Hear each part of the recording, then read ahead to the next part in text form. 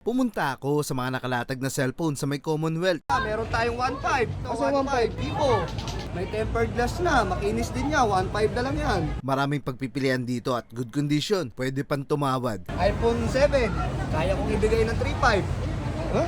128 gig na yan. Inis pa sa mga kapitbahay nila yan. Ito maganda. May bawas. Pag maganda. pangit, doble.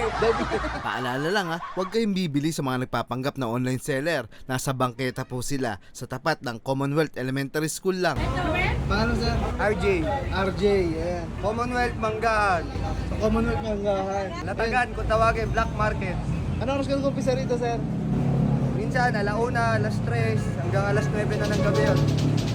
Ay, iba-iba. Okay pa iba. Pero Pero araw-araw? fairness, laging hapon meron na rito. Nilatag na? Araw-araw? Lahat ng klase ng cellphone nandito Oo nga, na. ang dami mo cellphone sir. iPhone, naku, kakabenta lang ng iPhone X kanina. Kanina lang? Ang pinakamataas ko ngayong iPhone 7 Plus. Factory unlock. Walang Apple ID. Ibigay ko na lang to ng 5,000. 5,000? 128 gig. Baka sabihin nila, sinungaling tayo. 7 plus to? 7 Plus. 128 gig. Makinis pa sa kapitbahay nyo. Ay, ang ganda nga oh. Baka hindi sila naniniwala, puntahan nila rito. Puntahan Kahit nyo, naman sir. may tawad pa yun. Basta maganda. May bawas. Pag maganda. pangit, doble. Grabe.